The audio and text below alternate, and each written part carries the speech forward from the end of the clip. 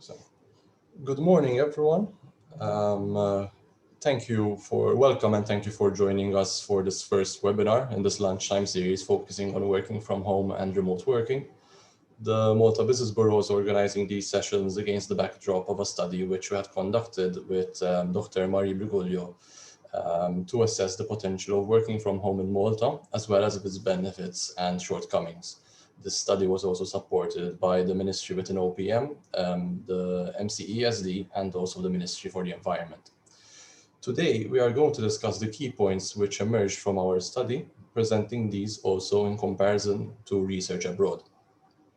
In this respect, I welcome our speakers today, Dr. Marie Briguglio from the University of Malta, and Ms. Diane Pelly, who is reading for a PhD at the University of Dublin, specializing in this field.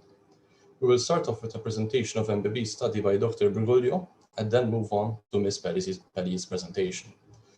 Since time is limited, we will dedicate a slot for a Q&A session towards the end of this webinar. So I will kindly ask you to send any questions through the chat, and I will read them out. So at the bottom of the screen, there's a button Q&A. You can type out your questions there, and I will direct these questions depending on who the question is targeting. So please do indicate which speaker you'd like to address the question. Otherwise, I will direct the question to both speakers. That's a very brief introduction from my end, so I'm going to leave the floor to Dr. Marie Briguglio, who's going to deliver the first presentation today. Thank you, Gabriel. If you could enable screen sharing, please. Yes. This should be fine now. Yep. I'll just put it in project mode. Right. So hello, everybody. Thank you for being here during lunch. And I will start with a very quick overview on what was the rationale, scope, and methods used for the study. So we effectively had 5 research questions. We wanted to know, how does work from home impact employee productivity and satisfaction? Which industries hold potential for continued work from home beyond COVID? What barriers may organizations experience in sort of pivoting towards more work from home? What are the environmental implications, with a sort of null hypothesis that they're likely to be positive? And what measures can help to enhance the transition? It was a mixed methods approach, which included a desk study, which sort of undertook a state-of-the-art review or what we know already from other countries, and then contextualize these findings in Malta by looking at sort of the status of Malta and how it relates to the international context. We then undertook a quantitative analysis of survey responses. We designed a survey specifically for the study, and we had it distributed by Malta Business Bureau associates. And then we also did a qualitative review of the comments, which were submitted to us by almost 200 senior managers and business owners. So from the desk study, just a very quick insight of what emerged and sort of what guided us towards this in the study. We found that other studies more or less concluded that there is a high potential to scale up work from home. There is, however, considerable variability in uptake between industries and also within industries, different types of work. There are benefits to well-being and spillover effects to productivity, but these benefits and spillover effects are also variable. There is, however, also a cost to working from home. And among these costs, not exclusively, were the recurrently mentioned, let's say, the issue of worker isolation and the concern as to how to control the quality of work, the productivity, and so forth. While there are some studies that assess the environmental benefits of work from home, and of course the focus here is on reduced transport and possibly also energy savings, I would say that the main finding we took away is that the benefits are nuanced, in the sense that it's not immediately obvious how the transport will be reduced because workers may not work from home, but from other places, for example. And it's not immediately obvious that there will be energy savings because office energy might be more efficient than a plethora of home energy uses. We also reviewed the measures and intervention that can enhance working from home. And among those mentioned recurrently were the need for soft skilling and the potential of technology to help this transition. The situation in Malta, just from a desk study, is that we have, the number of enterprises we have, 124,000 or so, several, and the majority are micro enterprises. There is high internet penetration, and by many accounts, Malta would seem to be one country with a high teleworkability. In fact, it emerges so even in cross-country studies. It is a small territory, highly urbanized, with considerable environment and transportation challenges, so we can see that we would imagine that the benefits for the environment would be quite high. It also experienced COVID like other countries in the world, and so therefore we have this experience of what it could be like, with a caveat that this was an emergency transition, whereas if we do undertake work from home properly, the transition could be a lot more prepared. Now let's look at what employees told us in the quantitative survey. At a glance, the majority are satisfied with the extent of work from home or flexible hours that was being offered to them. This is around December of last year, and so therefore we're looking at a period where many were still working from home.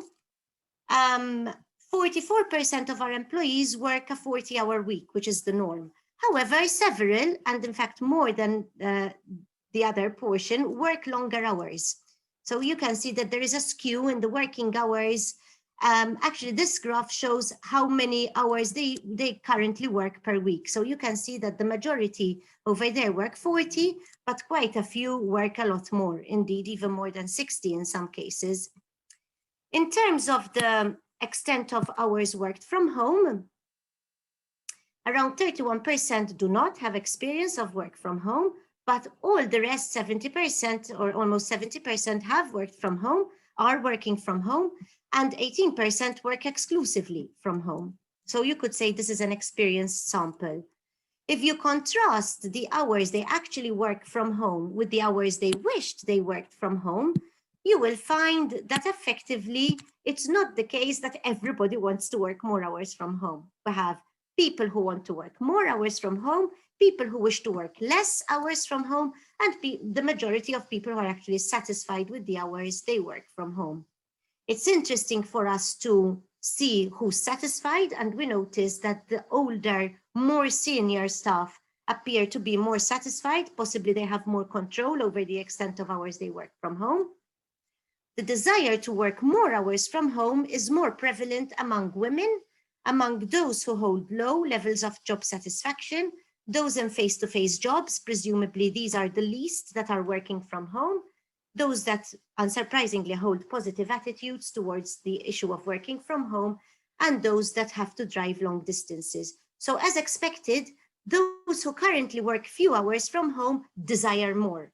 Those who have benefits from working from home, like long distances, or they have positive attitudes towards it, want more work.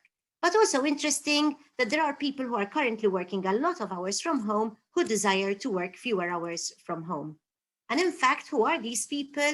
They are the ones with high work hours from home and a high income. Okay, so we can see that we start to notice that it's not a simple thing to say, everybody, let's get more work from home hours. There are people who are perhaps overdoing it. We do note, I run a regression model where I try to forecast work satisfaction, and I test whether working from home gives more satisfaction. In fact, I find that it does.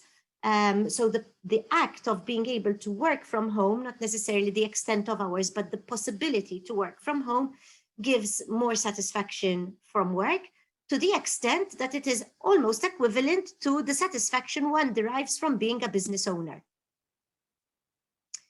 Now, I may be going a little bit fast, but I'm very aware and conscious of the time we have, so forgive me for really speeding through here.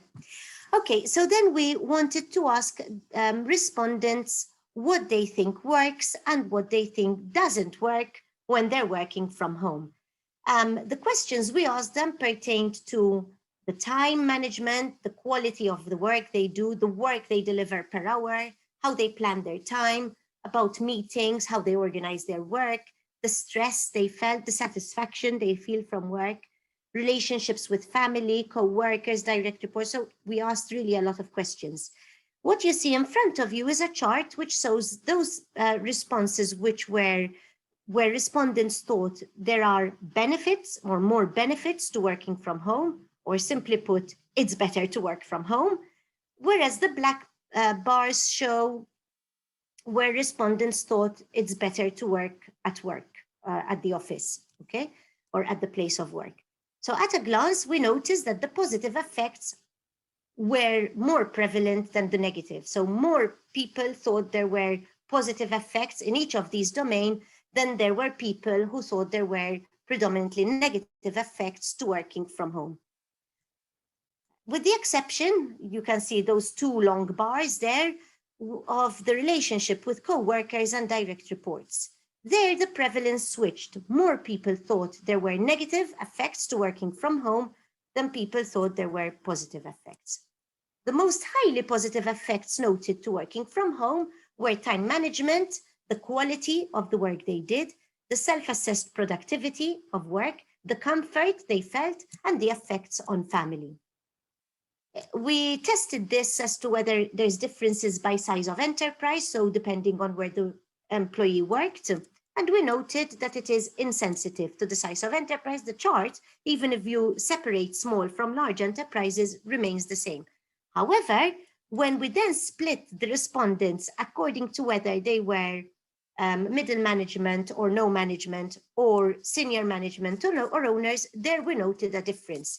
In fact, if you look at the two bar charts here, you will see that on the left-hand side, the means of the micro and other enterprises are practically identical, whereas on the right-hand side, you see the senior managers having higher negative effects and lower positive effects perceived than other employees. So in short, the more senior you are, the less positive you are about working from home. We then wanted to examine worker facilities and the environmental impact. And at a glance, we first found out that over half live in an apartment, whereas the rest live an apartment or maisonette, whereas the rest live in a house or a villa. So quite a high income group. 62% have no children at home. Most interestingly, 9% said they have no high-speed internet, 6% have no PC, 14% have no dedicated workstation, and 27% have no private space for work. Middle management, or people who said they were middle managers, were the least likely to have work from home assets. Now this offers, just a quick note on this one, it offers us immediately insights as to where intervention best take place. Then we look at the impact of work from home on the environment. At a glance, we find that the majority, notwithstanding work from home, majority still are somehow driving their car to work quite regularly. Now, this might be that they are working part of the day from the office and then the rest from home.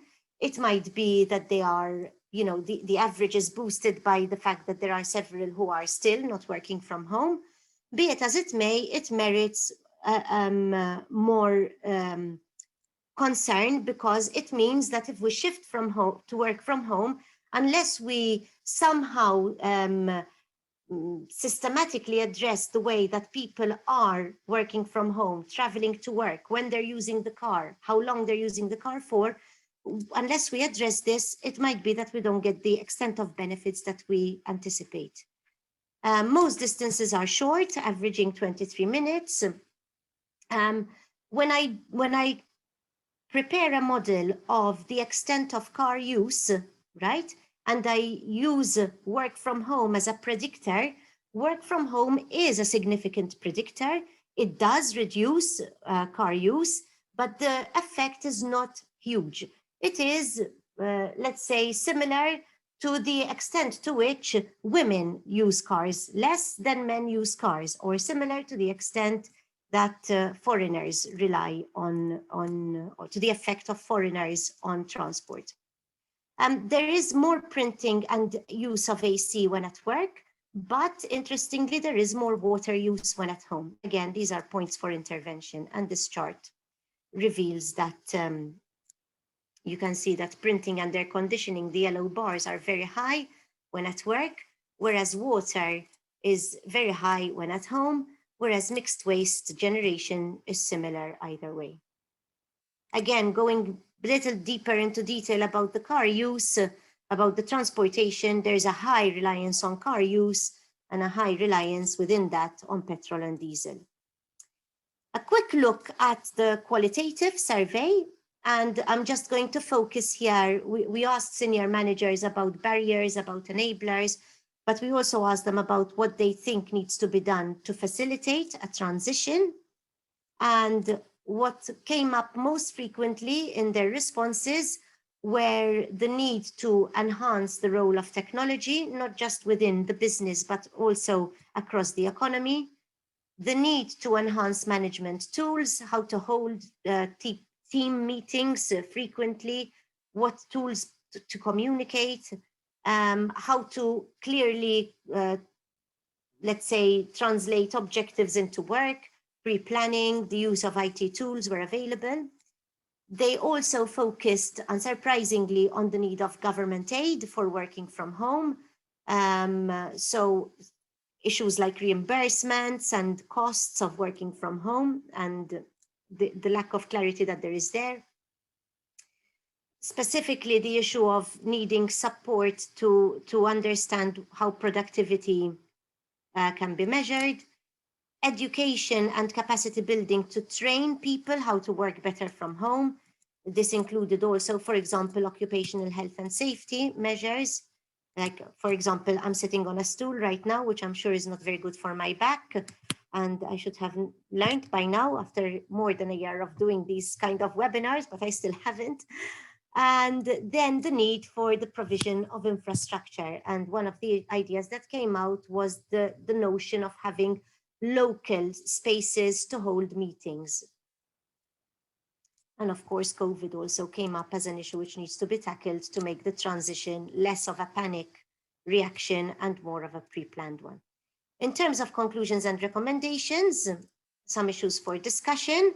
And then if there are more questions at question time, I have other slides, but I'll stop here with this slide for now. So how does work from home impact employee productivity and satisfaction?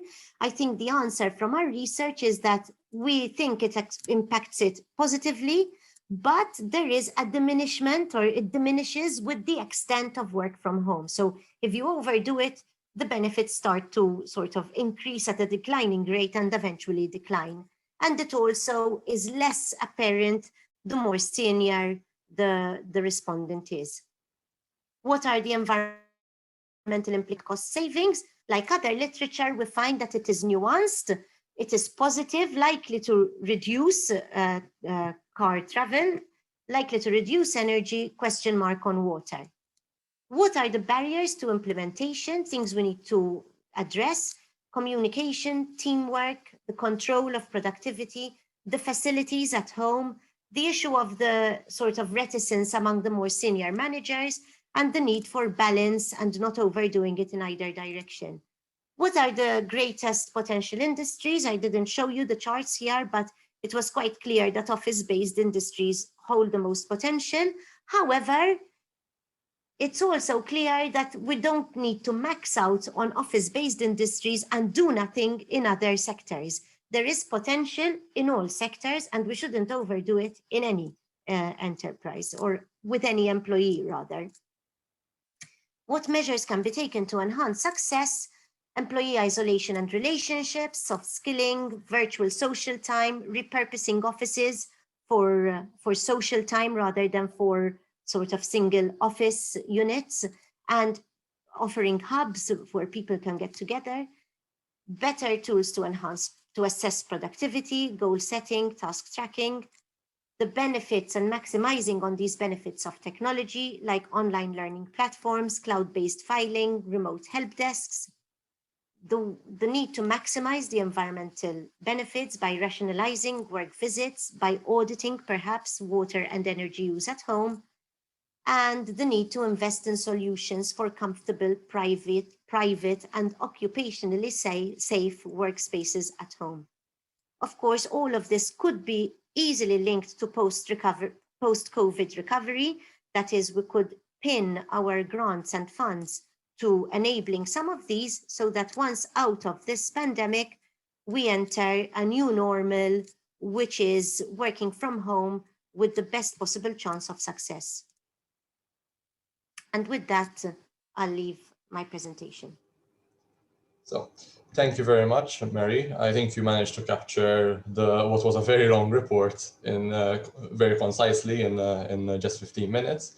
I remind everyone that you can write down your questions in the Q&A section at the bottom. So if you have any questions for Mary, please write them down and we will get to them at the end. And now I'd like to invite Diane to also deliver her presentation. Thank you. Great, and thanks, Marie. That was really interesting, and thanks, Gabriel. I'm just going to try and share my screen now. Ooh, sorry. You guys see full presentation mode there? Not yet. I think now it's. Oh yes, we can see it. Perfect.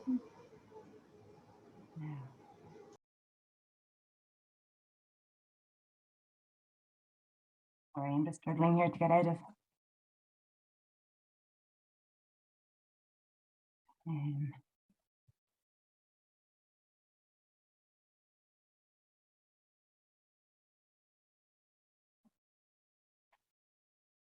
For some reason, it's not letting me.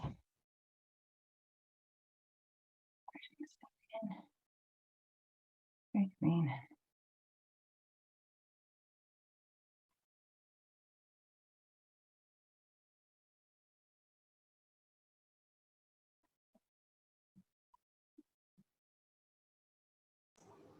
Okay, can everybody see that all right? Sorry. Yes, it's full screen. A technical issue, as there always is with these things. Hi, everybody. I'm delighted to be here. My name is Diane Pelly, and greetings from a very rainy Dublin. I definitely wish I was in Malta today, but anyway, at least I'm getting to join you virtually. So, as you're all aware, COVID-19 restrictions have completely disrupted how and where we work. So for researchers such as I, who had already been focused on the topic of homeworking long before COVID-19, the imposition of mandatory homeworking for non-essential workers in the UK and elsewhere gave us a fantastic opportunity to see what happens when workers are forced to homework, regardless of whether or not they want to, or whether or not they're actually suited to this particular style of working. So in this presentation, I'm planning to give you a brief whistle-stop tour of what we've learned from this social experiment to date about the impact of mandatory homeworking on worker well-being and on their productivity. And I'm going to be focusing in particular on research which I and my colleagues carried out on full-time workers in the UK. Just before I start, I'd just like to point out that when discussing these findings, it's really important to bear in mind that they reflect a very unique set of circumstances. So we're dealing with two exogenous shocks here. We have the pandemic itself on one side, and we have the restrictions associated with it. And it's pretty much impossible, even though we try with all the statistical methods we have, it's pretty impossible to completely disentangle the effects of the two. It's also important to recognize that homeworking during normal circumstances is obviously not going to be the same as homeworking during a pandemic. Structural supports may be removed and additional caring responsibilities imposed, such as homeschooling. And also, finally, being forced to homework constitutes a very different experience to actively choosing the homework. So sort of having gone through sort of all of the health warnings, let me just give you a quick overview of what the research is telling us so far. So what have we learned to date about the impact of COVID on worker well-being? So the results are broadly positive in terms of well-being. Firstly, we have Weitzer et al. They find that working from home during the first lockdown in Austria is associated with increased quality of life versus non-home workers. And we have Kunze, Humpel and Zimmerman. They report that the majority of their 700 employees that they survey like home working and wish to continue it. However, they do also warn about a tendency towards increased workloads by home workers and higher levels of exhaustion. Looked under 40% of Moretti et al.'s participants report being less stressed since homeworking, and 51% being just as satisfied with work as they were prior to switching to homeworking due to COVID-19. Then we have Ibsen et al. They show that the majority of their respondents view homeworking during the lockdown as a very positive experience. And finally, bringing up the rear, we have Sato et al. And they find in Japan a negative association between switching to homeworking and developing symptoms of depression, particularly in women. So sort of all pretty much positive results there. And on a less positive note, we have Littleton Zhang in music. They find that homeworking mothers feel much more anxious, lonely, and depressed when homeworking than homeworking fathers in Germany. And then in the US, Zhao et al. Report that 2/3 of their respondents report developing new physical health issues, and 3/4 report developing new mental health issues since transitioning to homeworking during COVID-19. Finally, Mooring et al., on the other hand, find no association at all between switching to homeworking and changes in home life or job satisfaction amongst German workers. So I think on the well-being front, we can sort of say broadly a few negatives, but mainly positive. So what then about performance? So the impact of COVID-19 induced homeworking on productivity is pretty unclear at the moment, despite a large amount of reports that are sort of coming out of the woodwork. Well, there have been a number of reports which suggest that the impact is broadly positive. So these ones here and all on here are just a sample of some of them. There's also a large number of reports that find the opposite or are inconclusive. For example, Weitzer et al., who we saw up here, find that homeworkers who are male and highly educated fare better from a productivity perspective than non-home workers. And we have Gibbs et al. They find that homeworking is associated with increased working hours, but lower productivity. And they attributed that to people wasting an awful lot of time on Zoom meetings, basically. So they're working longer hours, but they're actually not getting as much done. And they find that workers who live in households containing children are particularly badly affected by this, something that they attribute to people constantly coming in and interrupting them. So as a mother myself, I can totally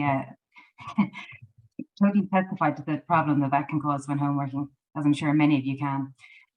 So in the UK, finally, we have Etheridge et al. Who find that workers in industries and occupations that are characterized as being suitable for homeworking report higher productivity on average, as do those who've switched to homeworking for the first time due to COVID-19. So that's sort of what Marie was saying earlier, and that there does seem to be some kind of a premium for people who are switching for the first time and moving to homeworking, which then seems to taper out as the frequency and intensity of homeworking increases. So Etheridge et al., they find that the worst declines in productivity are for female homeworkers and for those in low-paying jobs. Let me just now give you a quick overview of what I and my colleagues, Orla Doyle and Liam Delaney, found when we surveyed 880 full-time workers in the UK pre and during the first lockdown. So we sourced these respondents using Prolific, which is a professional panel survey provider, which is used by a lot of the universities. And the workers were basically surveyed prior to the lockdown, so November, December, prior to the pandemic outbreak. And the follow-up surveys then took place in early May and June, so approximately 6 to 10 weeks after the start of mandatory homeworking in the UK. And we had two main research questions. How do workers experience homeworking during a pandemic? And how does the experience of homeworking shape their preferences around homeworking in the future? So first thing we wanted to find out is, what do workers like most about homeworking? Well, let's look at the top 3 answers that we found. So not surprisingly, the number one thing that workers like about homeworking is the elimination of the commute. And that doesn't surprise me at all, because there's a lot of literature even before COVID-19 about the stress that's associated with commuting. But interestingly, workers also seem to like increased flexibility around their appearance. So the number 2 cited response was, my appearance doesn't matter. So I think there is an element of not having to put on a suit and tie every day seems to appeal. Though whether that was just a novelty and whether that will wear out is sort of another question. You'll also see that autonomy is sort of a common theme, autonomy over how they do their job, when they do their job, how they allocate their time. So people like starting later, finishing earlier, maybe having more time to exercise or take more breaks. So that's another theme that comes up quite frequently. What do they not like about working from home? So if we look at the top 3 disadvantages, not surprisingly, and this came up again in Marie's report, the number 1 cited disadvantage is missing socializing with their co-workers and colleagues. And this is something which comes up again and again in the research. Workers also miss interactions with their customers. They feel out of touch with their colleagues, and they basically just, I suppose, miss the face-to-face contact with people. However, our results also highlight the importance of self-control. The temptations which we might avoid by being in the workplace loom larger when we work from home. So we were not surprised really to see that people are worried about the fact that they might eat or drink more when they work from home. They get distracted by social media or housework. They basically find it hard to keep the boundaries between work and life homes separate. In terms of job satisfaction, we find that homeworking during COVID-19 is associated with increases in job satisfaction for a number of particular groups.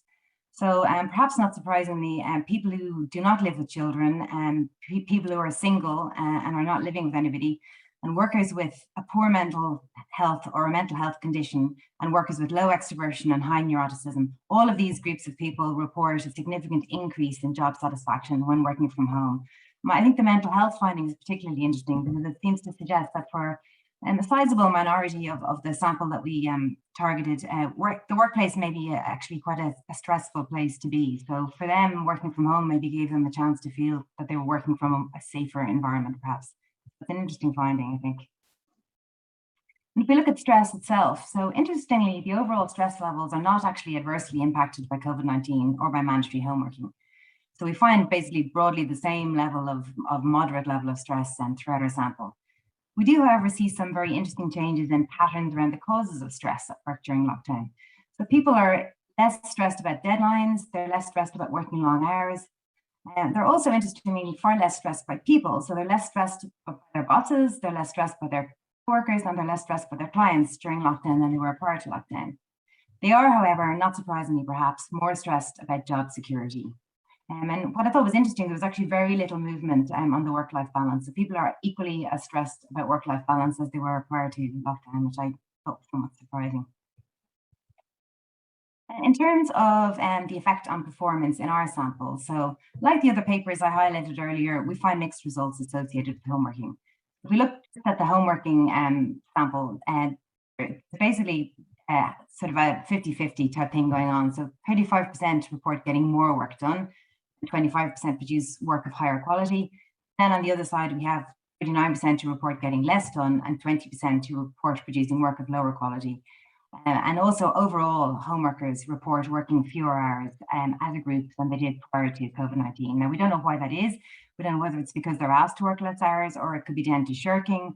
However, if you look over here, we do suspect that there is also a sort of a COVID-19 effect at play as well, which may affect motivation. So across the entire sample, not just home workers, workers report feeling, 45% of workers report feeling less productive due to COVID-19. And it seems from the data that that may be due to just a general sense of reduced motivation and a feeling that work is maybe not all that important during a pandemic, essentially. So like Marie, we were interested to find out from a policy perspective what might improve the homeworking experience. So we asked them what would help you most. And like Marie pointed out earlier, a better physical setup at home was definitely the number one thing that came out of our data. So a lot of people don't have a private space, don't have our internet in Ireland, and basically that would be the single biggest thing that would make the experience better for people. And similar to Marie also, they actually asked for more informal hangouts with workers. And then you can see here, as we saw earlier, the issue of separating work and home is also very important, I think, if homeworking is to stay with us going forward. So just nearly getting there now to the end, but preferences, what do we find out about preferences? So we asked homeworkers, do they prefer working from home? And the answer was yes. And so 50% of them do prefer working from home, with just 33% saying no. And we also asked them would they like to continue homeworking after COVID-19, and 84% of them said yes. But like Marie mentioned earlier, working from home full-time is not something that everybody wants. So only a quarter of our sample basically want to work from home full-time. For the biggest section of our sample want a hybrid homeworking option. So they have their cake and eat it. They're in the office for a couple of days, they're home for a couple of days, and just 16% want to return to their pre-COVID-19 location. Finally, now that I've outlined what we've learned about the impact of COVID-19 induced homeworking on well-being and performance, let me just finish by outlining the implications of these findings for policymakers, in particular organisations, because that's obviously the group that we're interested in here today. So I think we've all realised that it's really important that we learn from employees' real-life experiences of homeworking. So don't assume, you need to ask organisations need to actually find out how their own employees are experiencing homeworking. I mean, we can take some lessons from the overall research, but every organisation is going to be different. So the more data you can get on actual experiences, the better.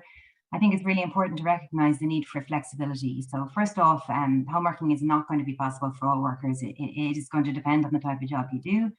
It's also not going to suit all workers. So as my results showed earlier, quite a large amount of people may not want to go back to the office full time. They may have got used to working from home and they may find the workplace is something that induces anxiety for them. So that could be a struggle for companies just trying to balance who goes back and who doesn't and how they manage that.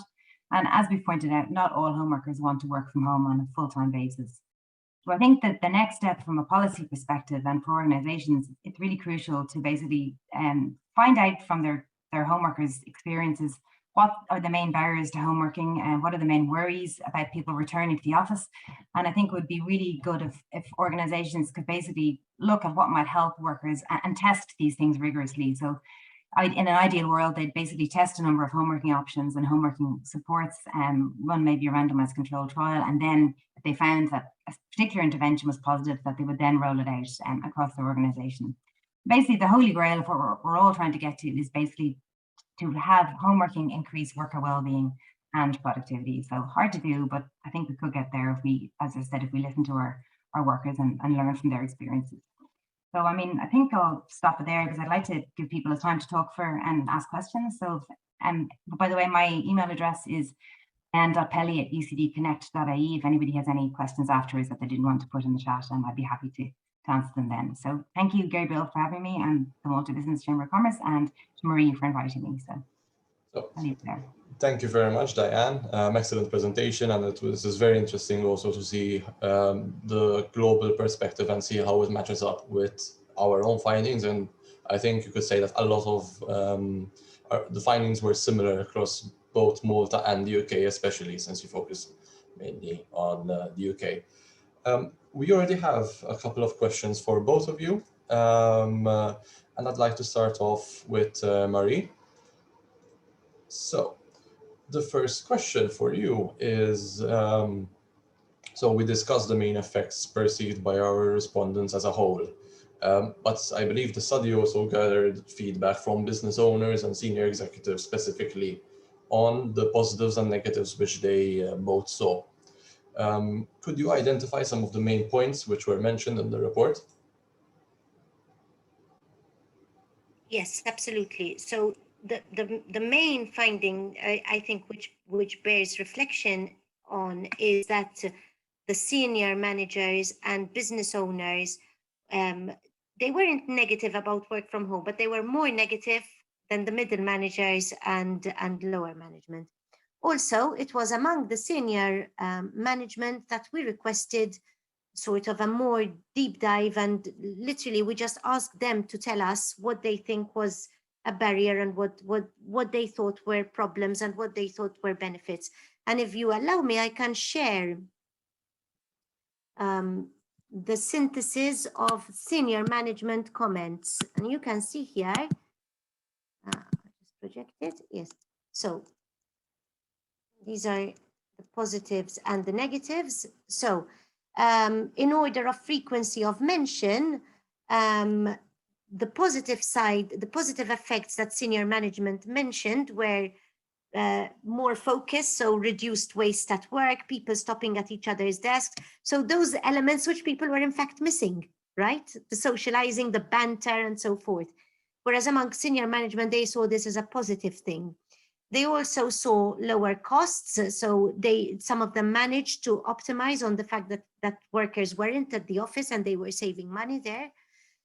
They saw the benefit of flexibility, and not in terms of sort of well-being, but in terms of staff retention, that offering staff flexibility is kind of, in a way, something you can trade off even against the pay that you give staff. So workers really appreciate this flexibility, and business managers and senior managers saw this as a benefit.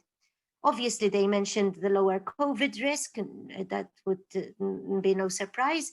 They also mentioned better well-being. So we know that there are companies out there, I think some in the audience, which really look into employee well-being as a sort of KPI for them. And also there was less commuting and time savings, the benefits of digital working being maximized, and very little mention among the senior managers of the environmental benefits. In terms of the problems that they saw, again, the communication and human contact, but mostly focused on face-to-face meetings, the ability to give instruction directly and spontaneously, the loss of team dynamics, the time wasting, checking to ensure that the work is being done, very practically the lack of facilities, but not just of the desk and the chair and the internet, but also the filing system, or the actual, if your workplace offers a table and chairs for clients to eat in, I mean, you can't offer that at home, right? It's so some types of work is naturally has to be done at the place of work. And then also some mentioned client-related drawbacks, the work from home fusion as well, distractions and higher direct costs. So I think that, we were very fortunate in having quite a lot of insights from senior managers. They were very candid. They wrote in Maltese and English, they elaborated, and these were the most frequently mentioned issues. Perfect. Thank you, Marie. We have a question addressed to both of you, so perhaps Diane can go first this time. What were the main gender differences noted in both studies, and what are your thoughts on this? I think Marie had already touched briefly upon this in her presentation. Yeah, so when I first embarked on this research, I was convinced that we'd find large gender differences. That was definitely my expectation. So surprisingly, we didn't actually find large gender differences at all. The only significant effect we found related to gender was that female home workers did report a significant increase in job satisfaction versus their time prior to home working. But that was actually the only effect we found, which is surprising because 50% of our sample had children and worked from home with children. So I was fully expecting female workers to fare worse, and from a productivity perspective and from a wellbeing perspective. But actually, that's not what we found. As I said, very little gender differences in our study. So. Us too. So the main effect that we found that is gendered is that women tend to be more demanding of more hours worked from home. So we didn't find that there is, some big difference in the actual perception of how they felt or the children. Incidentally, I ran another study during COVID where I was looking at well-being, and I also expected to find a big difference that females were burdened, more, but I didn't find it there either. So perhaps we need to really examine whether this narrative is panning out in the literature, in the studies. But yes, I did find that if you see where the demand for more hours from home is coming from, that women tend to demand more hours worked from home than men do. Okay. Diane, your research focuses a lot on employee well-being and satisfaction and performance. Do you think we will come to a stage where businesses will start competing for talent also on the basis of the remote working policies rather than just the salary package that they offer? Yes, I absolutely, I do, Gabriel. I mean, I think we were starting to see this even before the pandemic. I know in Ireland, in the IT industry, for example, where it's pretty much a supplier's market, that firms had already started to compete on working from home and flexible working hours. I mean, even in the last few days, we've seen here quite a few surveys published. For example, one of the top recruiting firms have come out. They surveyed 2,000 senior workers, and basically 44% of them have said that remote working is a deal breaker for them. Basically, they wouldn't even consider going to an interview unless the organization has made it quite clear that remote working would be an option. And this is also supported by a huge Ernst & Young survey across 16 different countries and 19,000 respondents, where basically 54% of everybody that they surveyed said that they would leave their current job after the pandemic if flexible working is not something which their employer is willing to offer them. So I'm really intrigued to see how this all plays out, because as I'm sure you've seen in the news, there's a lot of coverage on the investment banks in London in particular, so Goldman's and Morgan Stanley, essentially saying now that they're forcing their workers to come back to work regardless of whether they want to or not. And I think the whole thing is just really interesting. We seem to have a sort of a contrast between firms like that who are basically saying, I want everyone back to work regardless, and then other firms who are basically saying, no, we're going to go forward and look at our workers' preferences and see how that works out. So I think it's very much a developing situation, but I think working from home will definitely be something that firms will be looking to compete on. And it's good news for them in a way, because smaller firms, it may allow them to compete, whereas they may not be able to compete on salary in industries like law and finance, for example. So I see it as sort of a positive, actually. That 54% figure is quite impressive, yeah, to be honest. Incredible, isn't it? But I find even when we did our own research before, so we surveyed this sample before COVID-19, and even then, 10% of my sample had said that they'd be willing to actually forgo salary to be able to get some flexibility in working from home. I was surprised by that. So as an economics as an economics student, you would not expect to see that, but it was there loud and clear. So I think even before people had had a chance to experience working from home, it was something that they wanted to do. And now I think if you were to ask them the same question again, I think you'd find a much larger percentage of people, because people have had a taste of it, and they definitely are not going to be willing to relinquish it too easily, I don't think. Yes, that's true. I believe there's also a question by MBB CEO Joe Tanti. He had a question for Marie, I believe. Joe, are you with us?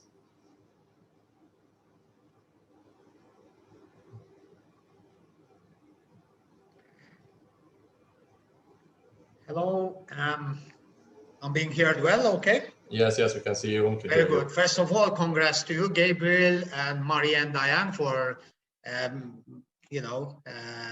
making such an interesting discussion on such a very important subject.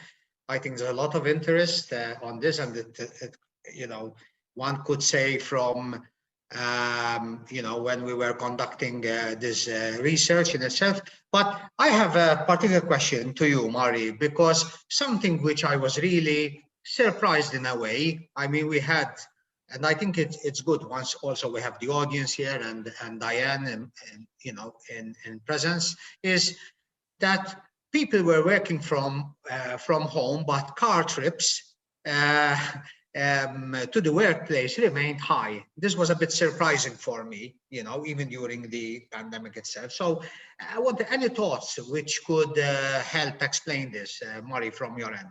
And then, well, I mean, it's not just perplexing, but it's also worrying, because it means that it's not being well rationed. Let's put it this way. On the one hand, that there could be, let's say, misreporting. So maybe they are miscalculating, or perhaps they are calculating certain trips as work related when they are actually combined trips. Let's put it this way. But on the other hand, it should not come as any surprise to anybody in Malta or who has visited Malta that car dependence here is very high. And our desire to get into the car, even when it's not necessary, basically trumps any logic, really. And it's perhaps driven by habit. It's driven by all sorts of other, maybe even non-rational decision making.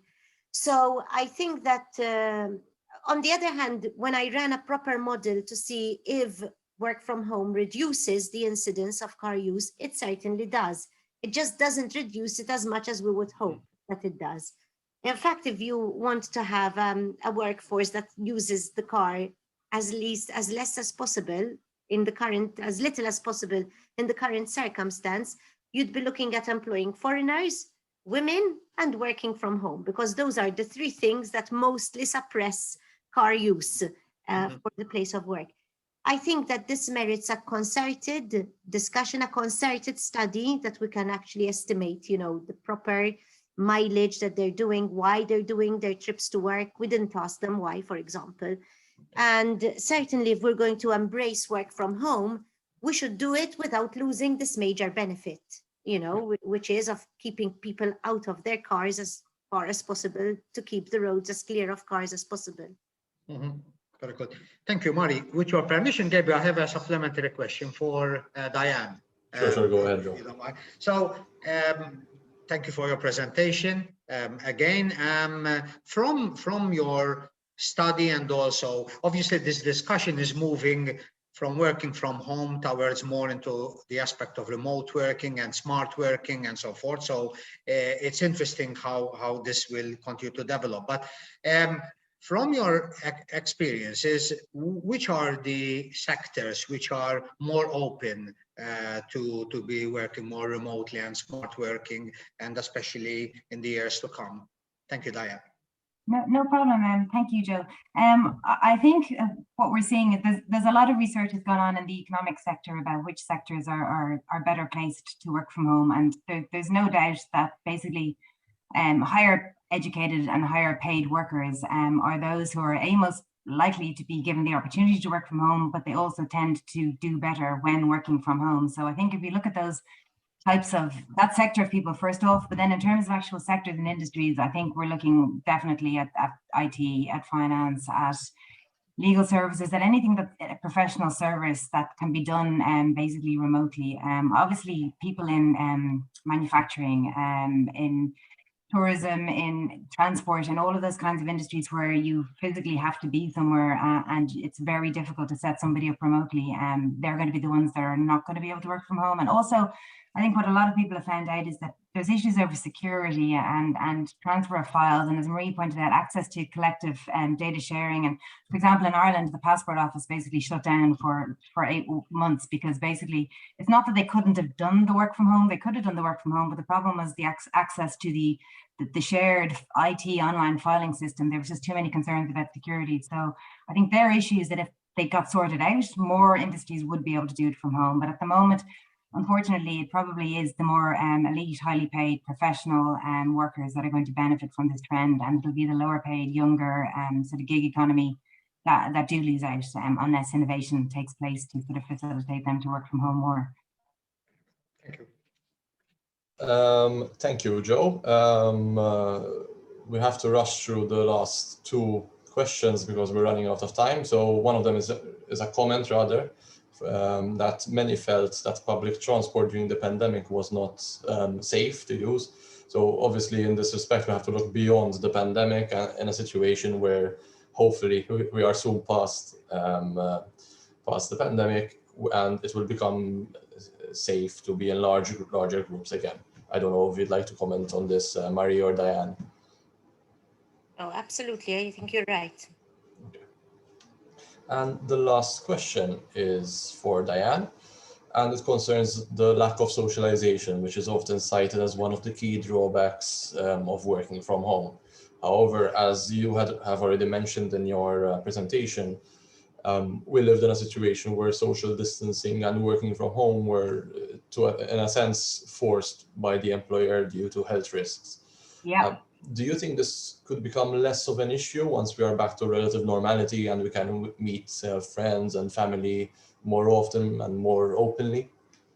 Yes, I do. And I mean, I don't want to downplay the issue because it obviously is something that people felt because it does come up in all of the surveys. But I do think it was exaggerated is probably the wrong word, but accentuated probably by the fact that it was a very unique time when a lot of these surveys were conducted, when people were not only not being able to go to work, but they were also separated from their family and their friends. So their feelings of isolation were most definitely accentuated due to that. So I think there's 2 things. I think basically for some people, moving back to the office is not going to alleviate their sense of social isolation. If you suffer from social anxiety, then my research certainly has shown that working from home actually may be a better option longer term, full stop.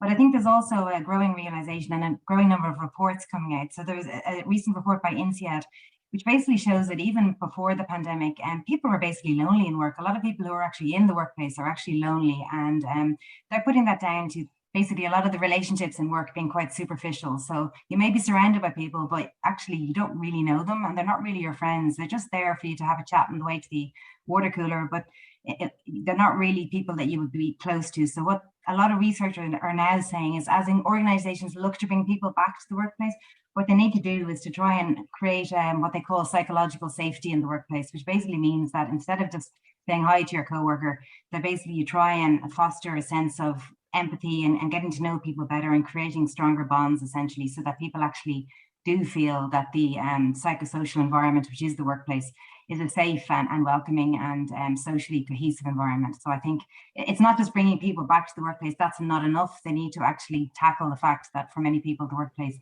is not really all it's cracked up to be in terms of a sort of social outlet. And with that, we bring this webinar to a close. Thank you very much, Diane and Marie, and also Joe, for your contributions in this webinar. I believe we fostered a very interesting discussion, and I was glad to see a couple of questions and interaction from the audience. Just for the audience's information, this is the first webinar in a 3-part series. So our next webinar will be in a week from now, on 30th June at the same time. This time around, we will discuss working from home and remote working with a number of local business leaders, especially people working in human resources, who will give us their perspective on these type of work and flexible work arrangements. We will obviously send you the agenda and link to this webinar by the end of this week.